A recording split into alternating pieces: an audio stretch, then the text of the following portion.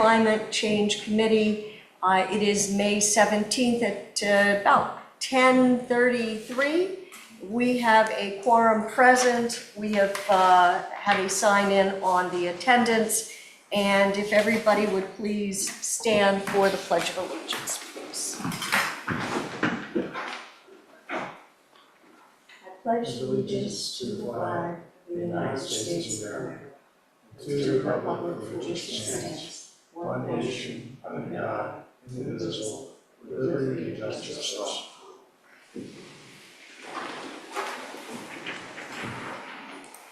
Okay, do we have anybody from the public that is virtual? And we do have one participant with us today from the public as well. And at the conclusion of each topic, the public is welcome to comment, and we welcome that as well as from the committee members. So for those that are present, if we can just do a roll call. Would you please? Yeah, Liam McDermott. Deborah Goldenberg. Sally Silver. Kelly Baxter. April Wells. And then virtually we have Dave Davis, Courtney Estes, and I'm looking. Marianne. Oh, hi, how are you? Good morning. Okay, so has everybody had an opportunity to review the agenda? And may I please have a motion on that? Motion. And is there a second? I'll second. And may I hear if everybody is in agreement to adopt the agenda as drafted and posted? Any objections? No objections, the agenda is adopted. Has everybody had an opportunity to review the minutes from the March 15th meeting? May I have a motion on that? To adopt that? Motion. May I have a second, please? Second. And all those in favor of adopting the minutes as drafted? Aye. Any opposition? No opposition, the minutes are adopted. So turning on to our discussion items, I want to talk about the what we've got as Roman numeral 4A, and that's with respect to what we were doing, looking into the town considering hiring a consultant as well as developing a resiliency plan. So I want to let everybody know before I turn it over to the subcommittee to discuss that Gary presented a resolution to the town council, and at their April meeting, they adopted it, and so they have given us the authorization to investigate and look into what that might look at. And so with that in mind, while we have not decided how it will be funded or necessarily who will be hired or how that bidding would go or anything of that sort, it did give us the right to start looking into how we would begin consulting or speaking with consulting companies. And so I'm going to turn that over to, first off, Gary, is there anything else you wanted to address? Nothing really to add. The 4 bullet points that you have on the agenda are exactly what we presented to the town council, and that's what they approved. And I want to turn that over to the subcommittee that, based on that vote, started looking into more details about how we would begin that. So, Sally, do you want to? Sure. Based upon work we had done in researching other municipalities and where they were with regard to climate change, one of the questions that was asked at that point in time had to do with consultants. Have you used consultants? Who were they? So we kind of already had a list of contractors that had worked with Fenwick, with South Bethany, and what was the other one, Kelly? Lewis. Lewis, sorry, okay. So it gave us a good starting point. So Basically, what we did was, actually Dave did this. Dave came up with a list of basically 5 questions, very initial questions, like an opening salvo to potential contractors, asking them, to answer certain questions.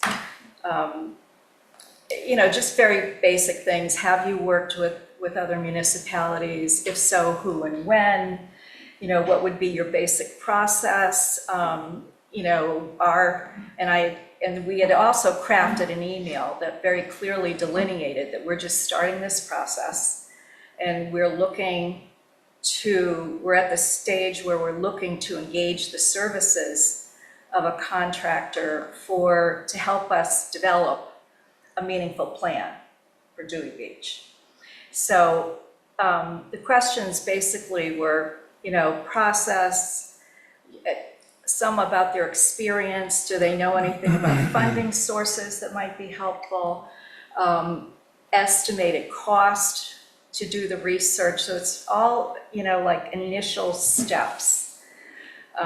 Anything else, Kelly, can you think of? I was just gonna say that we thought this would be efficient way to go about it, so that when we spoke with each one of them, that we were getting common information and would be easier for the commission to make a decision based on the information we had. So how many companies have you all spoken with at this point or communicated with? I can address that. I've actually only spoken with one because we've just developed the email and the questions in the middle of this week. And I spoke with Brent Jett. Just as our strategy is simple, and just that we thought we'd make an initial phone call, make sure we're sending the email to the right person. And we chose these people based on our research from the local towns, as you mentioned. And names come up over and over, and just from vague knowledge.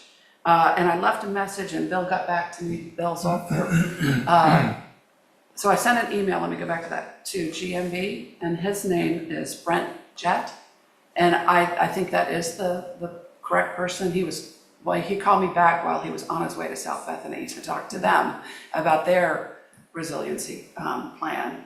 And Lewis, he came recommended from our contact in Lewis. And AECOM, is that how you say it? AECOM is massive. So I've had a little bit more trouble there.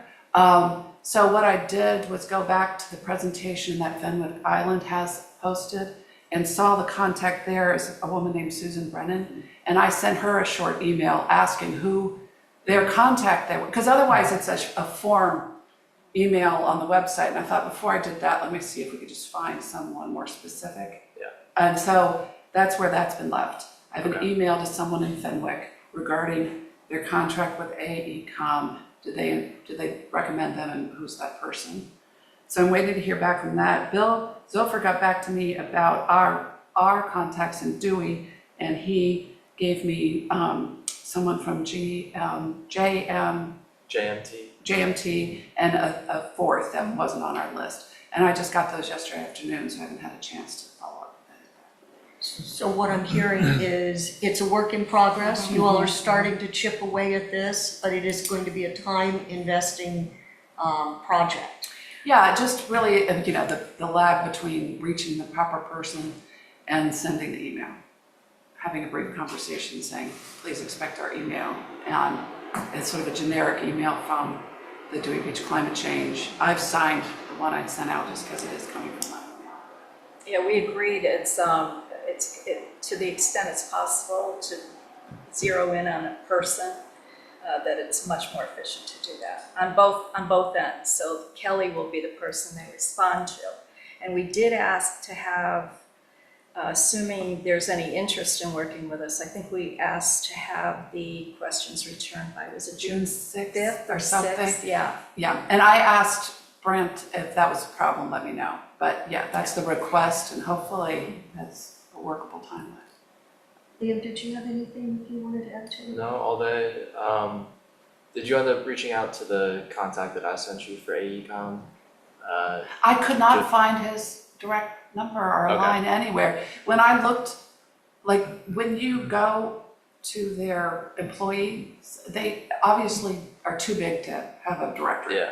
And so I searched a little bit. I'm hoping this woman, Susan, will know.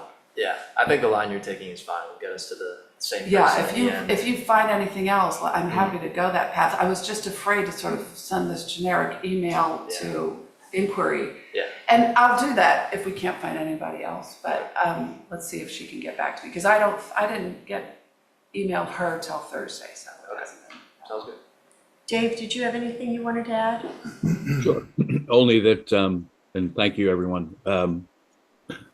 When we get the information back, we'll look at it as a whole and collate the information. And I guess we would probably want to present that at the next meeting, discuss what we found so far and, where we go from there. And also we'll expand the circle of potential consultants beyond the few that we started with as new ones, are made aware. So we'll take it from there as well. Does anybody else have any comments on that? I just want to make one other note. I haven't had a chance to check with legal about this, but we do have a section in our charter on contracts. It's section 27. And I just want to make sure that we're consistent with that.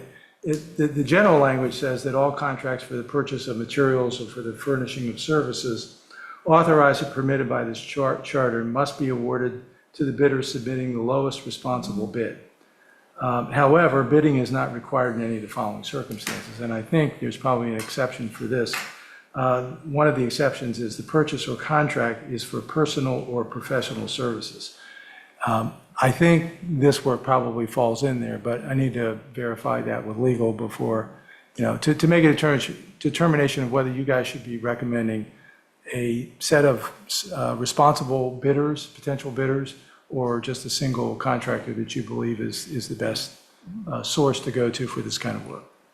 But we just need to make sure that we stay consistent with the requirements here. And you'll be able to contact and then maybe let us know the, Yeah, I just have to check with our town attorney just to make sure that Well, we're in good shape here. And then saying that, how would that affect our process at this point? At this point, it doesn't. I'm just saying that's down the road in terms of what your final recommendation needs to be, I think. And you may still opt to, rather than settling on a single contractor, you may want to say to the town council, these are three possible Yeah, contractors that's we sort of think my should be impression, bid. that Yeah. we're sort of just doing the first Yeah. layer of investigation.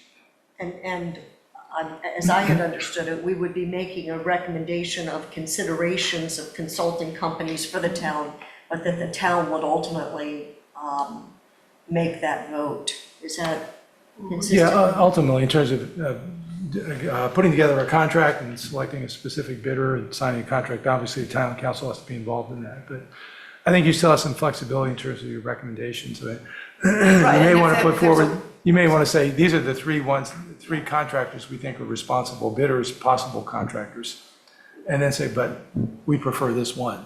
I mean, Right, and- you have some options there. In terms of the legal process, that in the back end, if there's a way we could frame the questions in the front end that are helpful, I guess just let us know. Well, right, Yeah. yeah. I just want to raise this early just so we don't get off on the wrong track and Right. run into problems down the road. Thank you. Anybody else have comments? Yes, please. Good morning. I'm glad that the You- committee is focused. You need to go to the microphone if you want to make a comment.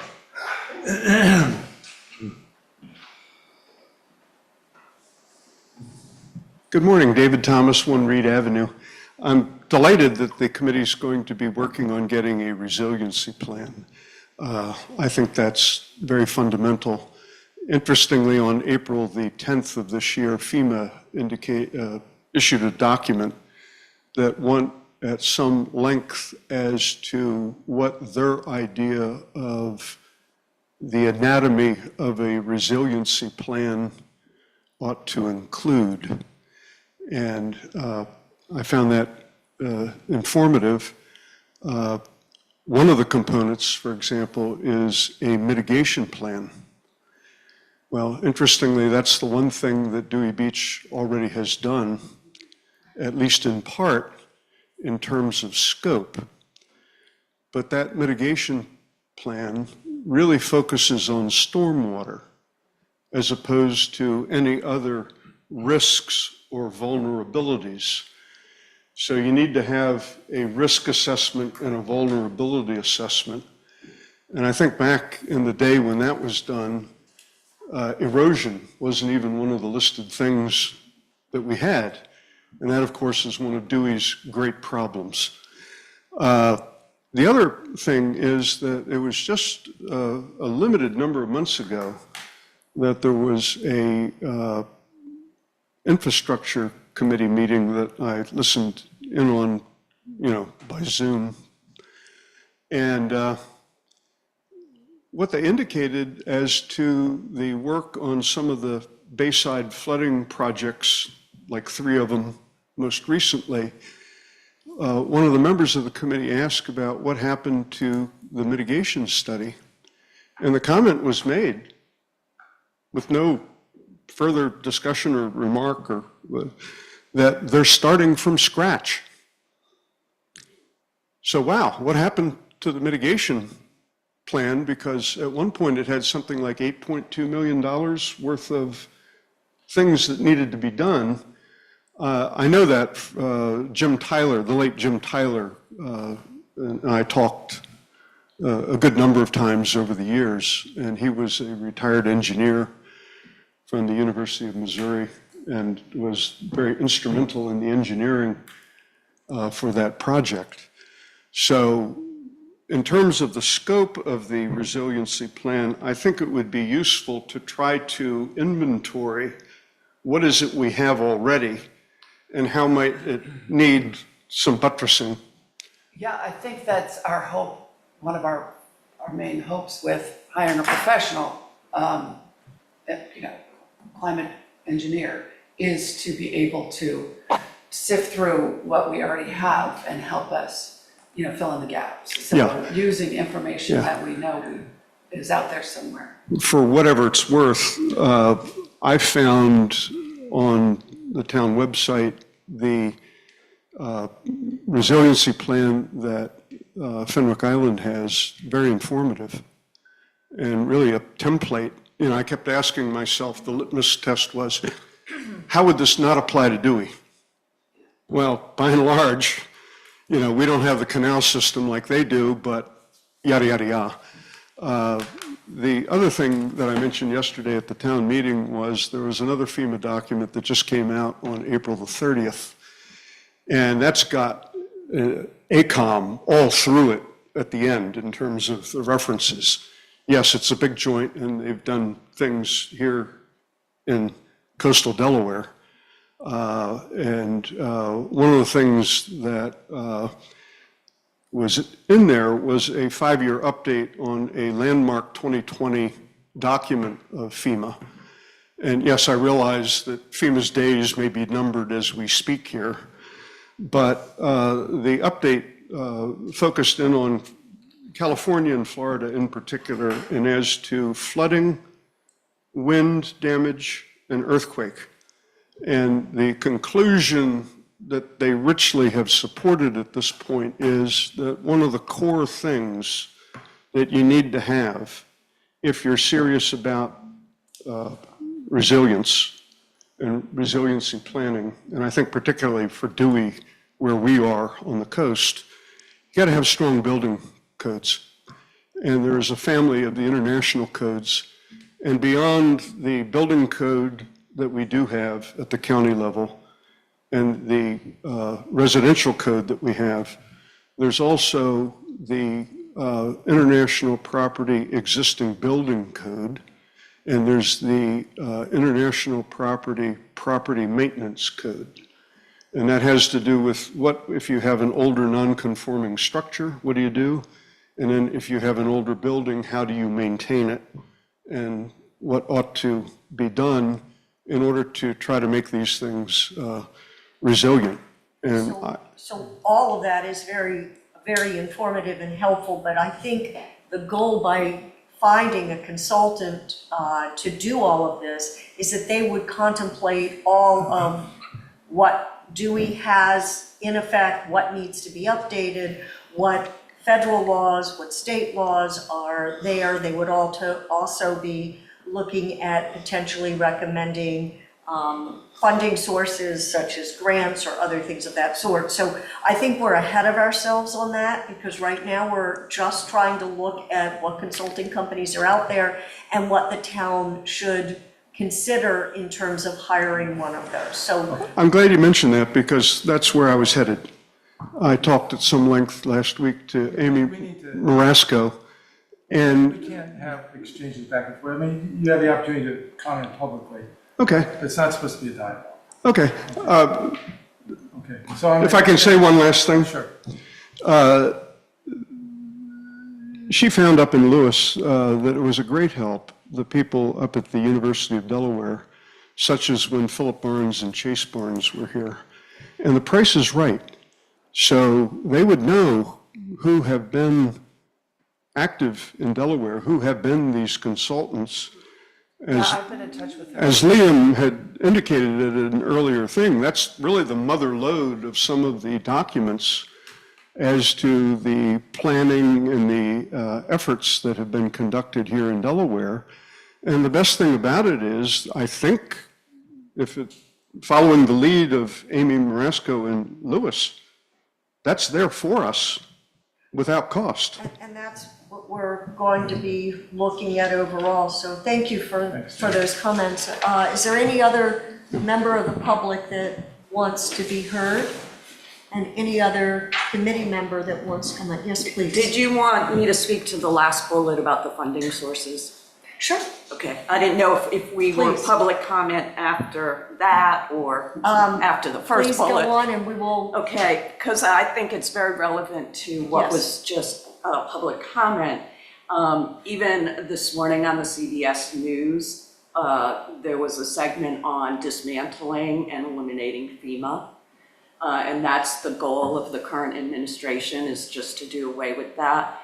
One of the grants that had come up a number of times in the towns that we talked to was the BRIC, Building Resilient Infrastructure and Communities, and that is a FEMA grant.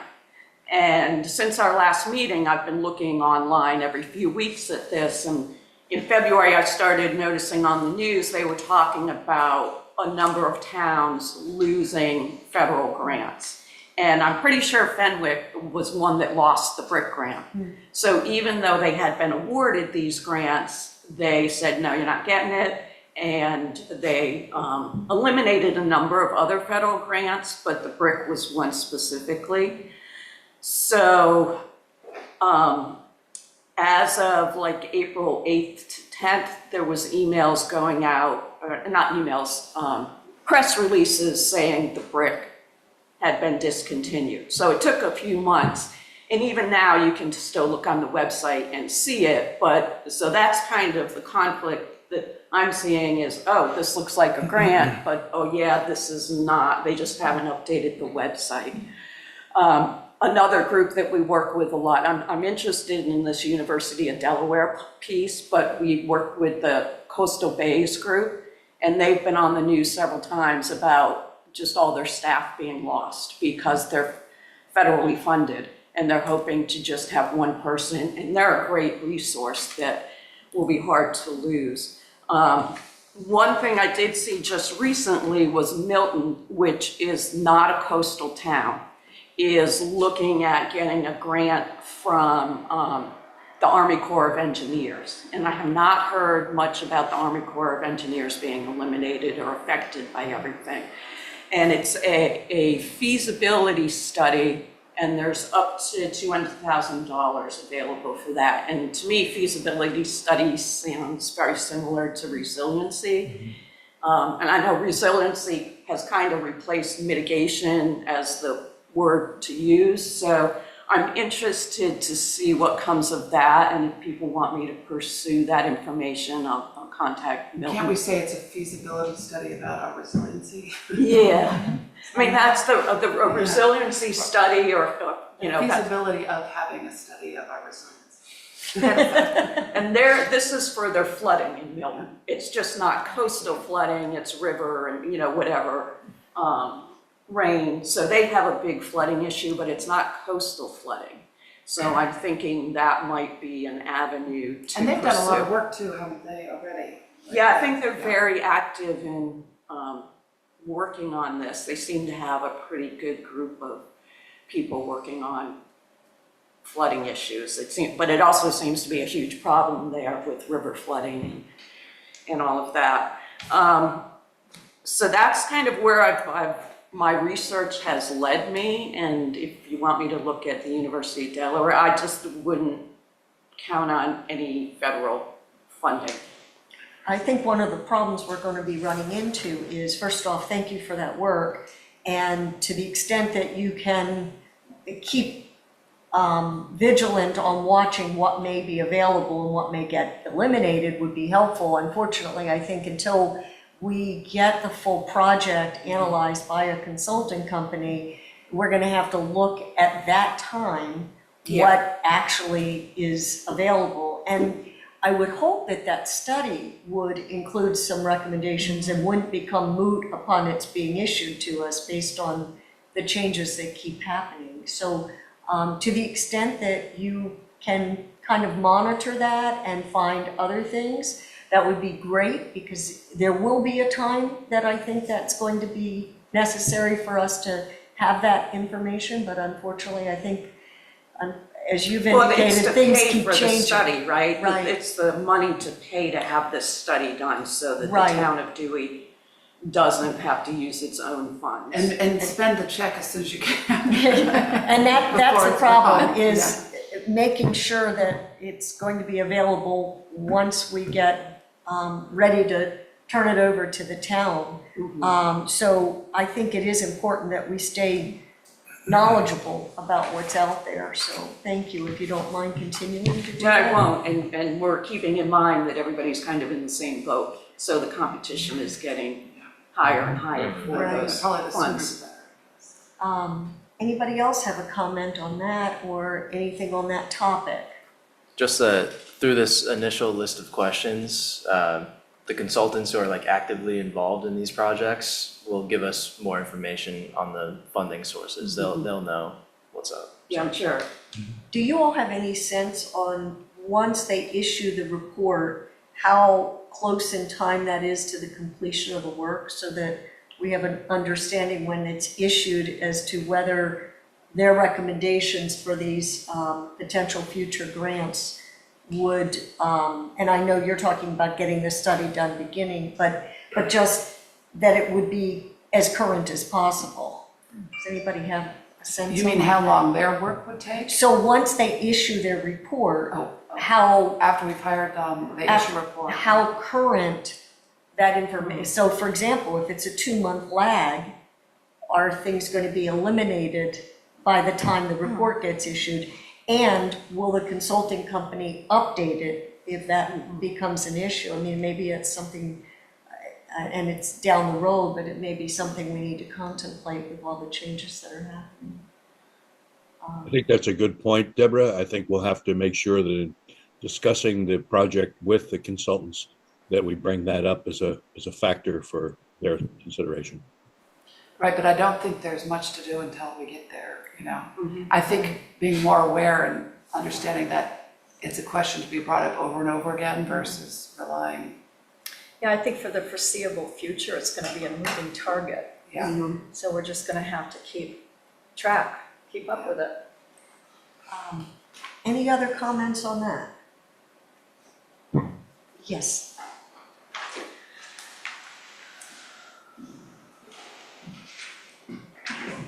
On May 1st, I went over to the Coastal Summit that they held in Georgetown, Delaware, and I spoke at some length to the people who were there from the Estuarian Center at St. John's that has this year the theme was having a coast-ready town and coastal flooding-ready town, and also from Rascal. And the bottom line is very much along the lines of what you guys just said. Everything's up in the air. Nobody knows. There's tremendous uncertainty about the grant programs, its future. The beauty of the University of Delaware is that it's a state thing, but it itself is dependent on federal funding. So a lot of folks don't even know if they're going to have jobs. I know there's a lot of uncertainty and that's part of what we're gonna have to stay on top of. So, any other comments about this area? No. So if that subcommittee can continue working, that would be great, and bring your information to their next meeting. So that's gonna turn us, and I somehow or other have two A's on this agenda, so I do apologize. It's okay. I did have the pleasure of attending the Dewey Business Partnership Annual Meeting. yeah. And it was very interesting. I mean, it's very well attended. And I let the businesses know that we existed and that we would welcome any information that they have for what their businesses may require or what they're doing to address it. I haven't heard any follow-up, but at least it let us know, or let them know, that we exist and that we welcome that. One of the things, and this turns to the name issue, which is on the agenda later on, is several people came up to me to tell me that other places have changed the name of their similar committees, that it's no longer PC to use the Climate Change Committee. So I guess that's something that, and I don't know whether you want to talk about it now or you want to wait till it's later on the agenda, but it is something that I think we need to contemplate as to whether or not we want to continue with that name, or whether that, and Gary, maybe you need to chime in on that, whether that's something that the town needs to consider, whether the name is appropriate. Well, just to related to what we were just talking about, is just one of the thoughts we had was that would be good advice from a consultant who works Right. with multiple, you know. We thought it might be helpful to have the consultants tell us if their municipalities that they had done work for were getting any pushback from their constituents based upon what they called. Let's try to stick with the agenda if you don't. I'm not sure we want to try to order. I understand, so we'll pick that up towards the end. Does anybody have any questions about the meeting that, that the businesses, it's a meeting where there were people also from businesses in Rehoboth, and everybody seemed to regularly interact. They are doing a lot of the events that we see, and so it's interesting as to whether or not Dewey is doing separate events that are outside that business partnership, but they are the ones that are organizing, for example, the Easter egg hunt and things of that sort. Does anybody? I guess one question would just be, is there a purpose to attend again? How often do they meet? Are we just, having made the introduction, just leave it be? So I would be happy to attend were we wanting to do so, but I don't know that we serve an active purpose in doing so. I attended so that they knew that we existed and we welcomed their feedback. But it is focusing more on their business entities and running those entities and the different events that they plan for Dewey and Rehoboth. For Maybe- example, they maybe talked when about we Sea Witch. Get further along in this process, a purpose would be to go update them that we're, you know, if we've hired somebody. I think that would be useful. I know that they have an annual, if you will, opening meeting. They do also meet at other times, but I'm not exactly sure when that is. I am happy to look into that further.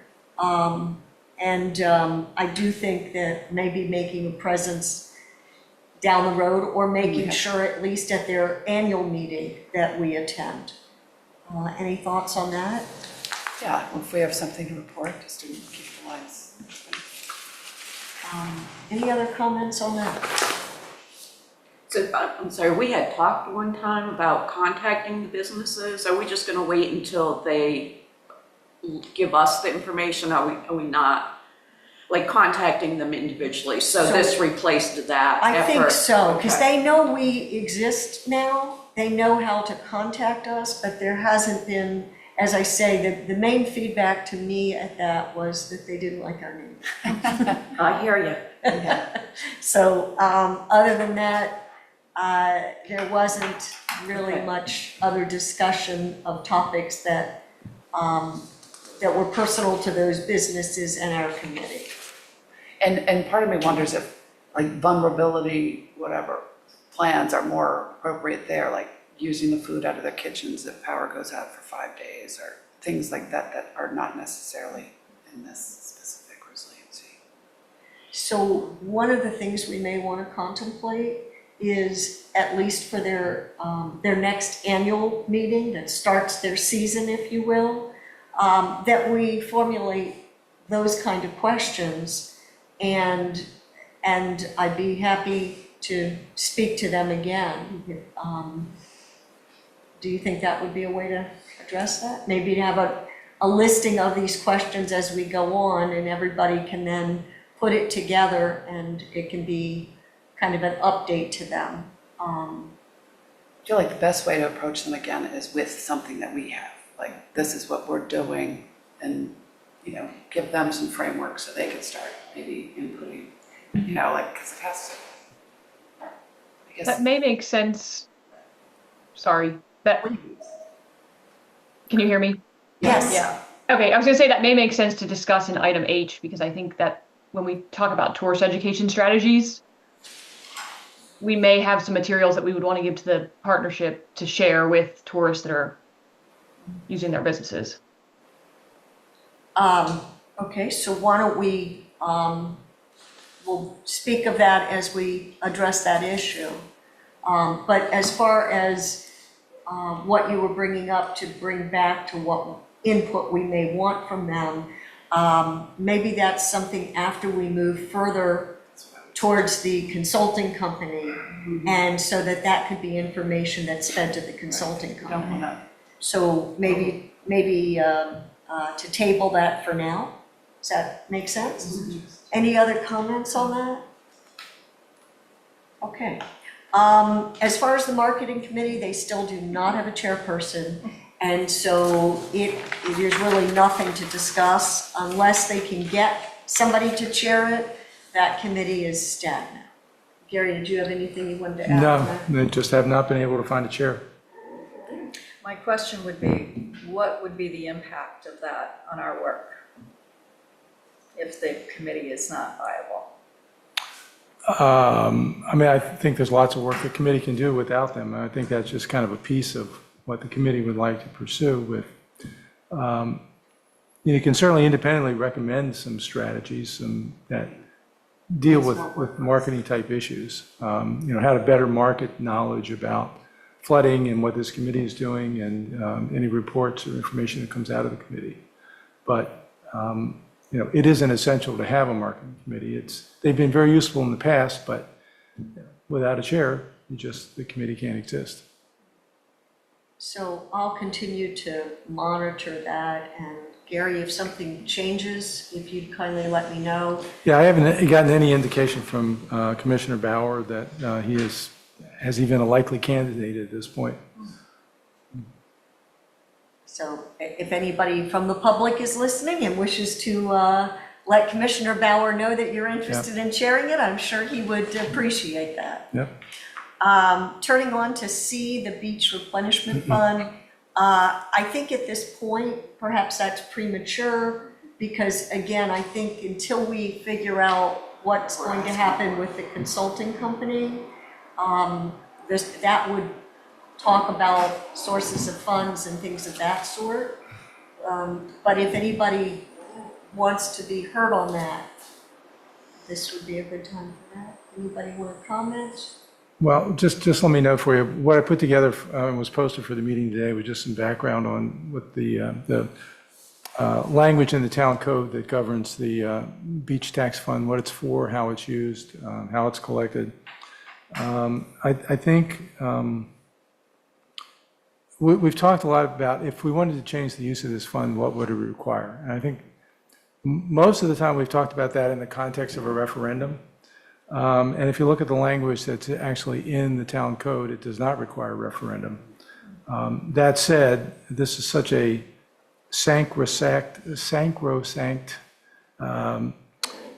pool of money that I think it would be, at least in my view, probably unwise not to pursue any changes without doing a referendum. And the other background that it's here, there is the actual legislative language that was, it was Ordinance 240 that established the Beach Tax Fund. What's not clear is whether or not there was a referendum that preceded that ordinance, and I can't tell. Usually in the legislative language, there are some whereas clauses that provide some background on why this was done or what the impetus for this particular piece of legislation was. Those whereas clauses, perhaps because this was such an ordinance that was passed long ago, that they just didn't follow that format at that time. So I can't tell you specifically whether or not there was a referendum.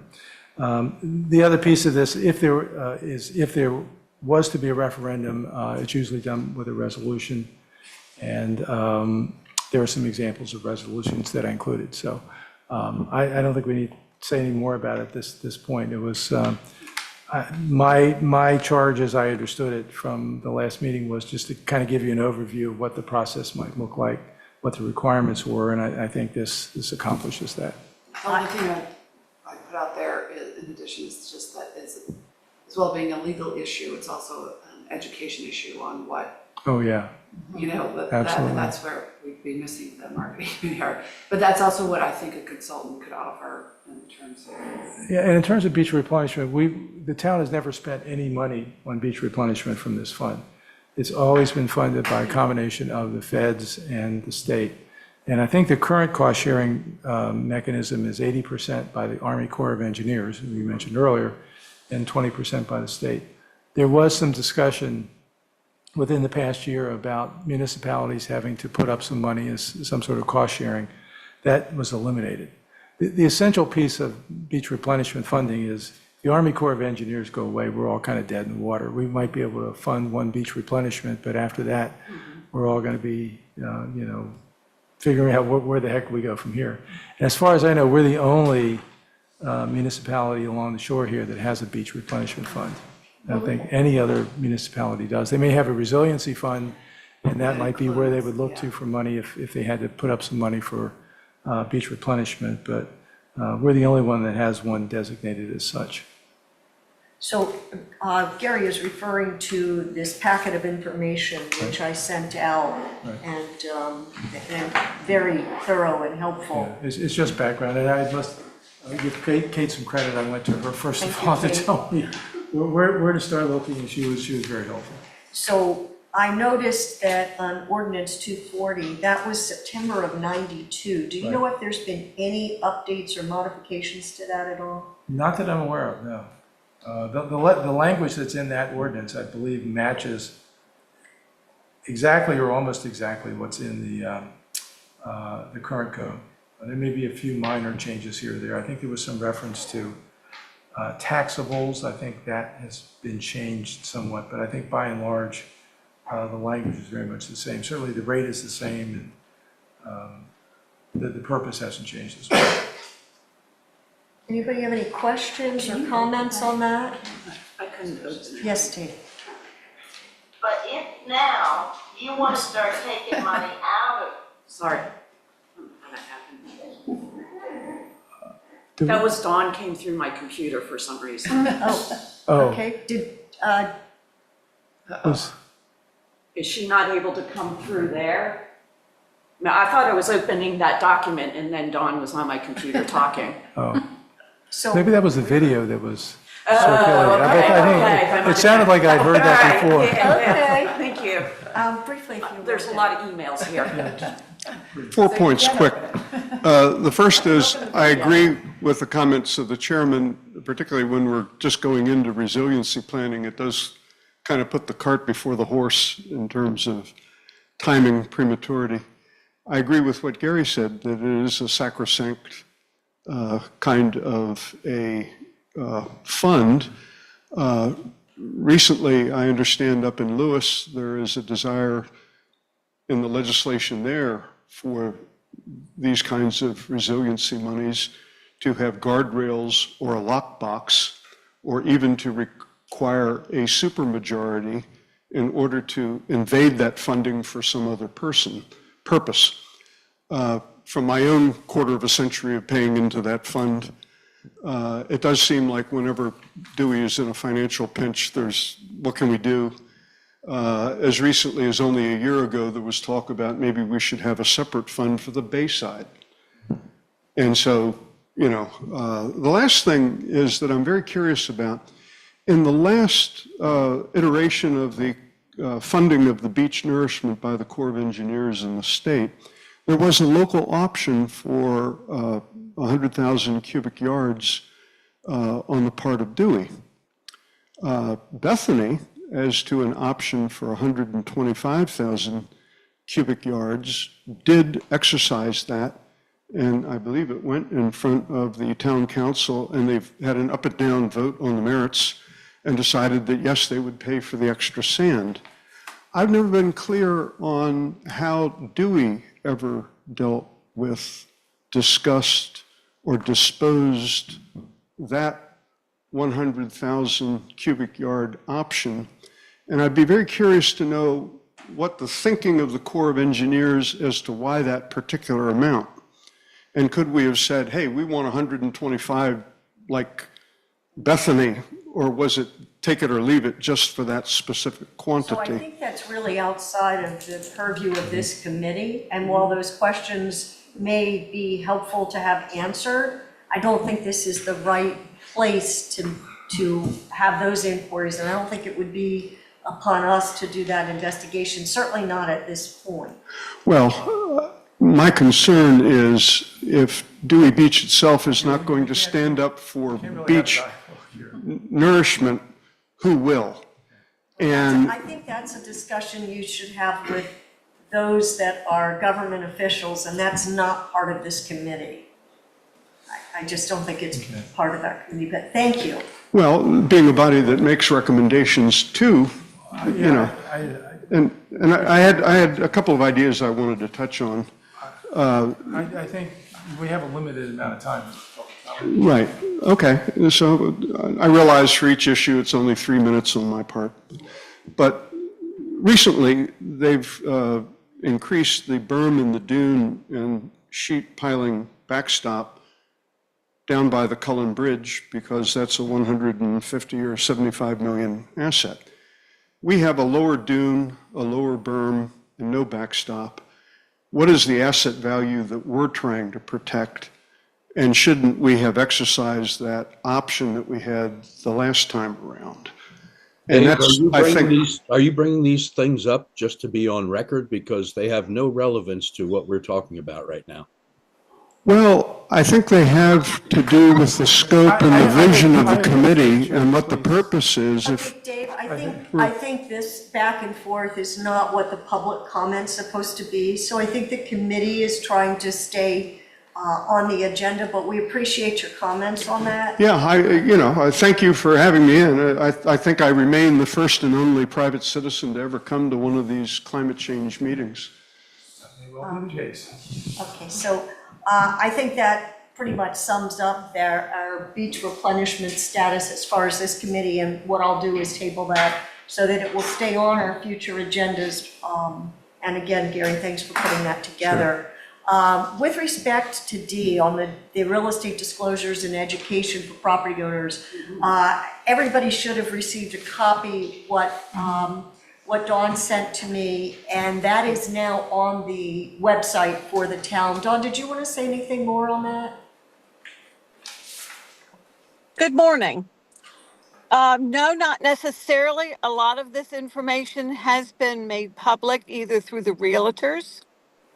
Also, it's now officially on our website, more direct. And also, each of the property owners in Dewey once a year do receive email information, physical mailing information about flooding issue and how that they can get additional information. So we are working to try to be as open and also give as much education as possible to the public. Thank you, and I appreciate your sending that link. I went on and printed it and distributed it to committee members so that everybody had the opportunity to review it ahead. Does anybody have any questions for Dawn on that? So thank you very much. You're welcome. Thank you. Moving on to the ordinance regarding storm reconstruction measures. At this point, do we think that that may be premature for us to discuss until we get further ahead with the consulting company? Does anybody disagree? No? Okay, so we will table that as well. Gary had brought up whether or not we wanted the Tapestry Project or a similar organization to speak to our committee in the future.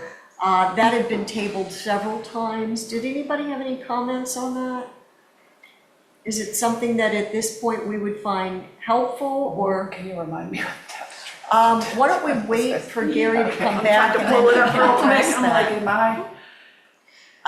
I? So it was something that another municipality had done. Is that with the kid, the Lewis did? Yes. Okay. So, we'll blindside Gary as he, I don't know. I'm seeing something about mental health. they were The Tapestry Project, I'm sorry. they were asking if you could remind everybody about the Tapestry Project and why you thought it might be something for our committee to consider inviting somebody to speak. It was a very interesting approach, I think. They prepared a video. They involved, in the video, they brought people in, just public, people who were visiting Lewis, as well as Lewis residents. They involved children to try to talk about, how important addressing this issue is to the generations that are to come. All of us around the table here may, exception maybe Liam, may never witness the kind of climate change effects that we all worry about and that we're trying to prepare for.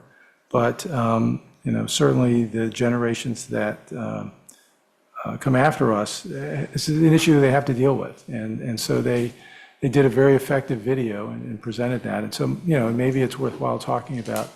And it's all about public education, trying to get buy-in to this issue of shore communities like ours need to have resiliency plans. They need to have better plans for what they might face. We, at least along our coast here, we've never faced the kind of storm that New Jersey faced in 2012, I believe it was. And that wasn't even a hurricane once it hit shore. It had been downgraded by that point. So, I don't know exactly how that developed. I don't know how much influence over that project Amy Maresco had, but I believe she's now the mayor. Is that right, of Lewis? Did I? When I spoke to her at the end of last year, I didn't remember having that. I get sworn in on the 21st of this month. Oh, she will be, okay, because I thought that no one ran against her and she just became the mayor, I believe. I don't think there was even an election. So I don't know if we have her come down, or maybe she, contact her and see if she has some suggestions to have somebody talk about the Tapestry Project. But it may not be something that Dewey wants to do, but maybe there's some educational strategies that are focused on the kind of audiences that they focused on to try to get, again, better buy-in on the need to prepare for the future. I wonder if that would be something that would be helpful for our committee to look into, but to present to, like, the Dewey Business Partnership. Yeah, that's what I was thinking. Which is going to And that, educate the public in a different way, because those. Yeah, I don't know. So did you get any sense at all that they have any kind of strategies intended to try to educate the public about flooding Zero. issues? Okay. They basically are hyper-focused on getting their businesses up for the season and how they present themselves with different events to make themselves Yeah. profitable and so. I think we hit them at a very busy time, because it was Meg who manages all the Starboards, who was the contact who invited us to that meeting. And I know for a fact that after opening weekend, I think a lot of the people in the industry took a month off, you know? So, but I think it blends nicely with the next agenda item and educating tourists. And would be interesting to have, in terms of keeping that relationship open with the business, like that's a fun.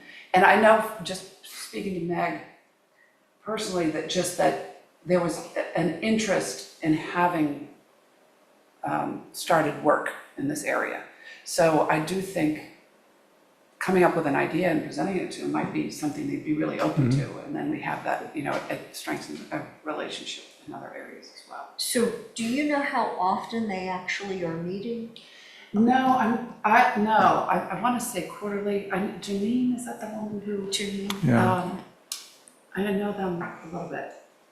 And I'm sure we could look it up. Who's?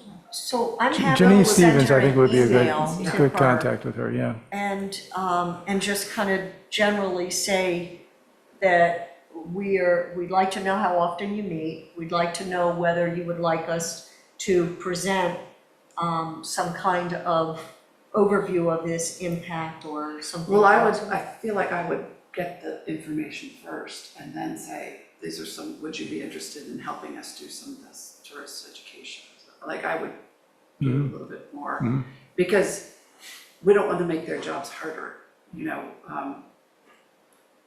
And if we have a more clear idea of what we're asking the help for. So what I'm hearing is that what we want to do is have this be presented, but now is not the right time. And so we need to work on this a little bit and see what it is we would like to present. Well, yeah, I'm curious to know what other ideas are out there, like maybe there's better ideas, or, you know, or maybe our ideas should be smaller, but I think we should, if we're gonna go to them, I wanna come across as having a fly out. If nothing else with respect to the Tapestry project, it would probably be worthwhile just having an opportunity to see the video.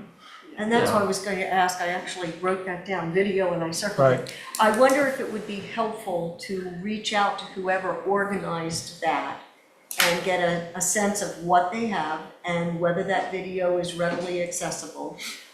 And maybe it's something that we want to show during, I don't know how long it is, Gary. It's, I want to say 10, 15 minutes at most. I honestly don't remember. It's not terribly long. It was presented, you know, in full length at the Rascal meeting. So, you know, they clearly had lots of things on their agenda, so it did not take up a huge portion of their agenda. Do you know who the point of contact is for that? Well, it was Amy Marasco. It was presented Okay. when she spoke at the conference. So is there somebody that wants to touch base with her and? I just have pulled up Tapestry Project, and there's tons of Tapestry projects. So do you have something specific or a key word? Is it? Well, it's just, I would just say Tapestry Project Lewis, Delaware. You know, I think that should be able to pull it up. Okay. I think I found the one, A Stronger Social Fabric. It sounds like what you're talking about. So, Could be, but I don't I want don't to go recall down what the kind road. of, you know, descriptor there may have been on there. Okay. Well, I guess I'd just be curious about did you guys talk much about other educational opportunities in the next agenda item? So Or what is this, are we talking about both? So we were under D, but it does tie into G, I think. And so, and I mean, I guess all of them kind of blend, they all overlap. So we were looking at F on the Tapestry project after we spoke with Dawn, and what she has shared was on the website. So I do think that F and G then blend to some extent. And so while the Tapestry program is one that we will be looking into, and you've kindly indicated you'll make that contact and find out about getting access to the video and what else we may do, I guess that would turn us to, are there other things that we want to explore? And does anybody have comment on that? As far as public education types of buy-in, that type of Tourist thing. education or public education broad strokes? Yeah, is there One- other ideas? Yes, please. one question I have is, does anyone know whether if you are renting in Dewey, are you provided with a packet? I know there's a town handout that talks about parking and whatnot. Is there any materials that we could provide to renters, along with, you could require a property owner to provide to their renters about, some of these things? So first off, Dawn, do you know the answer to that, if renters are provided with anything? To my knowledge, no. I don't want to tell them myself, but I don't.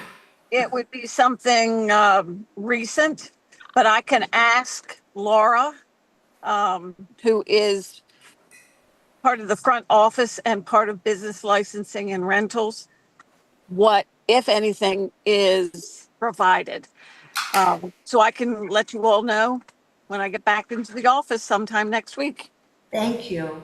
So one of the things that I guess goes through my head when you bring that up is, would the renters be told, be mindful of your actions because they impact us? Or are you looking at it more from, are you aware that we're in a flood zone and this is what's happening? So what I mean, would I be your guess, preference? in addition to that, if a hurricane's coming through, what are you gonna do? Like as a renter. I don't think we've quite gotten there yet Yeah. in terms of plotting a strategy for that. I do think, just a kind of a random thought, and I don't know what the breakdown is of rentals that are handled privately as opposed to through real estate agencies, but it would be a simple matter once we decide on what information we want to provide to put it in the hands of the real estate people and say, please make this part of your. Well, the easiest thing is, which I just did, you get your rental license, which you pay for, and you get your sticker, and you have to display your sticker. And you could require, the magnet on the fridge of bullet points or whatever that, so every homeowner who's renting has to get their sticker and the updated whatever, you put your trash day, you put your internet code, and these are blah, blah, blah. Just a question. Kate, do you recall, I thought that the flood information that Dawn put together was sent out with the rental license application form this year. Was that true? Yes. Okay. Everything was sent out together for the spring mailing with beach Okay. tax, all that went out all together. Okay, so But I don't- owners did get I don't want to that tell flooding myself, but information, I don't yeah. recall a request to share that with No, there's no request. I'm Right. just saying that was the at least sent to actual the owners. renters, Yeah. So what would be required to force owners who are renting to provide that to their tenants? I don't mean, think what- what force of it you well, would suggest. And that's what I guess I'm trying to figure out is would be just a suggestion, or are you looking at a change that would require them to provide that information to tenants? As Sally said, I feel like we're a little ahead of ourselves. I think that there's a mechanism to do something like that in getting the rental license and suggesting that, or requiring that they put it someplace visible. But we don't even know what would be asking or Right. suggesting at this Right. point, so I'm not sure. So what would you like to do in terms of how we start putting something together that we'd like to have distributed to renters? And then as a part of that, I would think the process for encouraging that distribution or requiring it would need to be looked into as well. I mean, my first question would be, what do we share with, do we have an area, do we have a hurricane system? I don't know, I'm not sure Yes, this is even, We keep hurricane safety information posted on the website. It is under visitors. I'll pull it over so you can see what that looks like. So if you go to visitors, hurricane safety, that talks about the difference between watch, warning, yeah. evacuation orders as far as knowing the zone for Dewey Beach. It's all there. So it's There's no- accessible. It is. We actually had a hurricane one time where they posted something on all the doors, like leave town, and they were closing the bars and everything. I'm like, oh, yeah, we're leaving. Yeah, If they're if closing, they close the starboard we're about. done. So, but they actually came around and posted that on the Who doors. did? Do you The know? town. Or I mean, this the was a fire number of years department? ago, I but mean, somebody posted that, stuck that on everybody's doors, like get out of town. I mean, I we're feel closing. like as a week runner, that's obviously first and foremost, right? And I'm wondering where in resilience, we're talking more about education, fundraising, if we're gonna raise the taxes on them and help them pay for like that, to me, is more education and secondary to personal safety right then and there. So I don't know where, like that, I'd love to have this conversation with a consultant. So what I'm hearing is it may be something that we need to wait until we get further along with the consultant process, and maybe that's part of their recommendations is how to keep the public educated, which could be having real estate agents or other lessors provide that information or have it posted in their units. Yeah, I'll start voluntarily and then, start requiring it.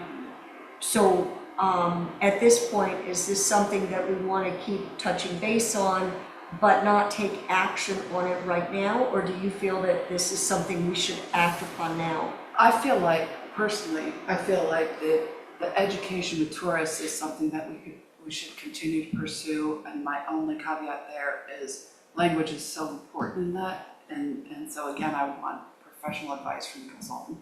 But I feel like that G combined with the relationship with the businesses would be a productive thing for the committee. So how would you suggest we move forward today with directives of how we start putting that together? I think we need a small subcommittee of people who are willing to look into educational programs and come back and recommend or share what they learned, and then maybe start at that moment communicating with the businesses and say, hey, would you be interested in helping us implement some of these ideas? And are you willing to be the head of that subcommittee? April will help me. Okay. And anybody else, I mean, I see that Courtney and Mary Ann. Yeah, I'm happy to join, and I did find the video, so I will send that. I can put it in the chat, or I can send it out to you. The link to the Lewis video to save. Great, right there. thank you. Yes, I'd also like to help you. Okay, great. So that was Courtney and Mary Ann. Anybody else want to be part of that? Okay, so you have your charging orders, and thank you. And we'll look forward to hearing back from you at our next meeting on that. Kelly, one quick thing, I think it'd be good to look at the Fenwick plan to see if their consultant made any recommendations about public education. Okay. And I've read that one, PowerPoint they have over and over. I'll look Yeah. at that again. It's well done. But and I it can't may remember. be, if you go into like the plan itself, it might just be like one of those sections has recommendations. And also the FEMA resources that were mentioned earlier might have something on public outreach as well. And I guess it feels like there's a distinction between homeowner versus tourist, so Yeah. sort of go down that path. And business, And business. tourist, business. And I mean, ultimately, selfishly, this is all motivated by getting people to buy into the idea that we need to raise money for resiliency. Yeah, I think you can start that piece before we have the plan, so when the plan comes Yeah. up, and if just refine it, and do when, it here. then people are like, oh yeah, we've heard about this, and we understand what this is, and you're not trying, they've already been exposed to that concept a little bit. That makes sense. I mean, when you're not exposed to anything and then all of a sudden it comes up, you kind of go, where did that come from? But when you start providing it on a regular basis, people are not as numb to it, I guess. And I like the idea of approaching the businesses with something specific, because I think they are interested in doing something, they just don't know what to do. I would think that would make sense. I would also note that wasn't it Milton that redid their entire town because of the flooding? I wonder if their plan might have, because they did a lot of public education and public input to figure out which areas they were just going to say, we are not going to maintain anymore. And I'm sure there was a lot of public comment on that and how they got the public to buy into it. So the Milton plan, maybe, if it's accessible. We'll start with the broad brush of resiliency is important. I like And we'll that. narrow it down from Rise to there. resiliency. Rise to, there we go, there's a hashtag. Any other comments on that from the committee? Anybody else online have any comments? Yes, Steve?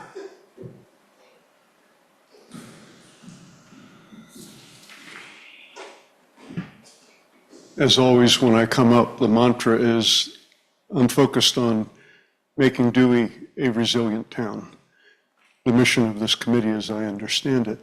And follow up to what Liam said, when you have these outreach and marketing kind of activities, you can garner points under the community rating system.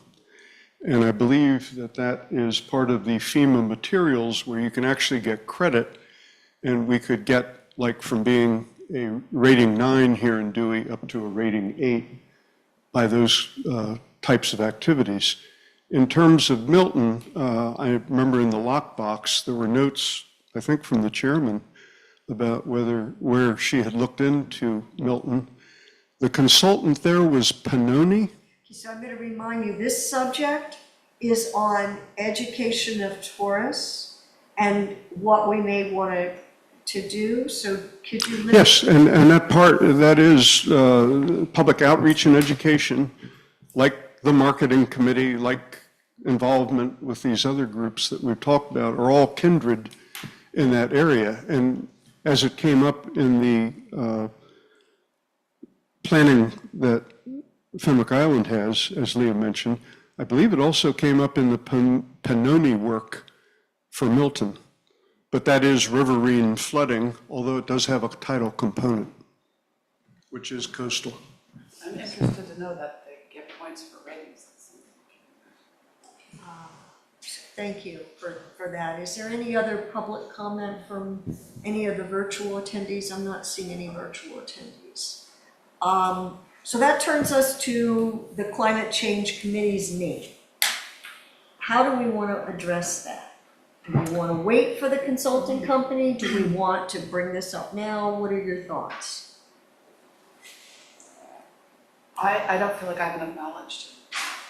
Well, our discussion, and during our Zoom meetings was that it would be probably sensible to discuss that with a consultant. And in the meantime, we'd have to think about, what another name could be that would speak to what we're doing without, being as contentious. So unless I hear an objection, what I'm hearing is this is something we definitely want to contemplate, but it's premature to do anything with that at this point. It is interesting if you look at other communities' websites, how different, when you try to find peer-to-peer, or everybody's got different names and things go under different categories, so. And the other thing is, I think a lot of, and there's some of this in Dewey too, there's a lot of segmentation where, there's a lot of different things going on in different areas and probably by different committees. So, it's probably hard to say what comes under infrastructure, what comes under this, what comes under that. And there is some overlap. Yeah, a lot of overlap. So that's another issue. But I think whatever name we end up with, it really needs to speak to what we're doing. And Resiliency seems to be a benign word for now, but I'm curious to know what else is, other people are. So what I'm hearing is that we all think that it should be explored, it's probably premature to do so right now, but we can all think in our heads of potential words or names that should be considered. And perhaps once we move forward with the consultant company, we make that suggestion as something that they should address in their report. Is that what I'm hearing? Also, whatever name we end up going with should be decided before like any public outreach that we do, and we stick with that. That makes really good sense. Somebody online was starting to speak. Yeah, I was just going to share that sort of in corporate America, we're hearing a lot of environmental stewardship and climate resilience. So I'll just throw out a few terms to get us thinking. Climate resilience, yeah. Climate, yeah, we've talked a lot about that one. So there may be ways, I'm not sure that our external consultant is, I mean, they'll certainly have ideas of what they're hearing other towns use. But I think for this group, maybe if we just did some brainstorming and came back at the next meeting with some ideas, we could talk about it then. Gary, I think you asked this earlier, Deborah, but is there how do we go about changing the name? Is that something that requires town council vote? Yeah, ultimately, it does, but it would just be a recommendation. I can't imagine there'd be great opposition to whatever you guys come up with. So I guess what I'd like to suggest is that all of us think about this, come up with some name ideas, and we can then bring them to the next meeting, and we can have a discussion on those and figure out whether or not there's one or several that we would like the town to consider. What do you all think of that? Would that work? Yeah, aside from looking at other people's websites, I really have no, ideas about that. And I was just gonna ask, does anybody have any suggestions of ways to come up with those names? What you just said, look around, see what people are using, and maybe like start that as our brainstorm, as this Start a list, town is a like working list, of maybe. what's actually being done And already. there are, I mean, obviously, there are probably a gazillion coastal towns in the country. So even, going outside of the immediate area and looking to see what they're doing could be helpful. Look south. Look south. For appropriate, Because that's where the tension is. Yeah. So, so what I'm hearing is we're all going to be thinking about this and bringing some name suggestions to the next meeting. And if they're lists, I mean, we could even, while we can have discussion and maybe vote on the top whatever, we can also discuss at that time whether we just want to provide all the lists to the town to We decide. could put a whiteboard up at the starboard and Yeah. have give their vote. Name our committee. Vote. Name our committee. Cast your vote. I miss my whiteboards. Is that an old school? I'm already outdated. No. Any other comment on that? Anybody online wanted to comment? Yes, Dave.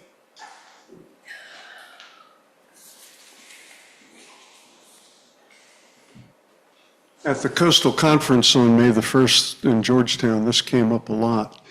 The bind that we have in in Delaware in particular, is that while at the moment climate change is very problematical when it comes to the federal government and its grants and whatnot, and can doom any effort there. On the other hand, there are gubernatorial executive orders and other So we're documents. just focusing on the name change concept right now. Yes, and in Dewey, the term climate change, until this all came up under the second Trump administration, was mandated. So what to do here at the Delaware level? The magic words that DENREC has come up with is that instead of climate change, it is a concern about increased and repetitive severe weather events. And so rather, and I think resiliency as a substitute is dominant there.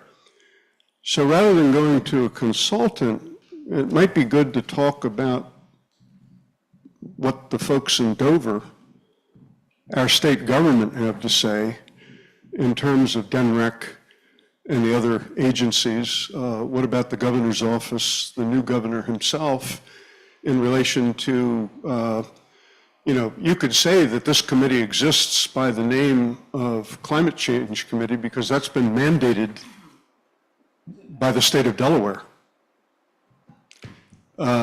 So yeah, what is the state of Delaware going to do? Because there's clearly a tension with the federal government at this point. And I think that might be the best guidance for now.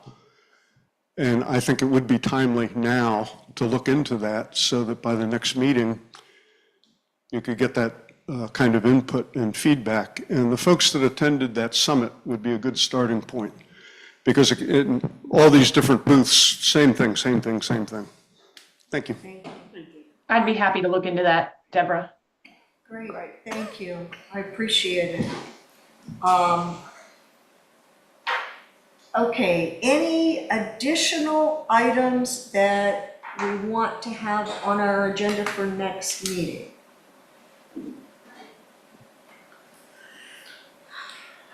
Any additional public comment? So I will tell you that I've been told for our meetings for between Memorial Day and Labor Day, they will not be on weekends. They will need to be in an evening during the weekdays. If you all have some thoughts on days you prefer, please let me know. If one of the things I was thinking is if people are going to be down here the week of July 4th, maybe we could do an evening then. So I think we've been trying to focus on every other month, and that's going to put us into July. So give it some thought. Feel free to contact me on that. And is there any other additional comments from anybody, committee members or public? Can I have a motion to adjourn? A motion to adjourn this meeting. Very Second. good. Second. And we all vote to adjourn?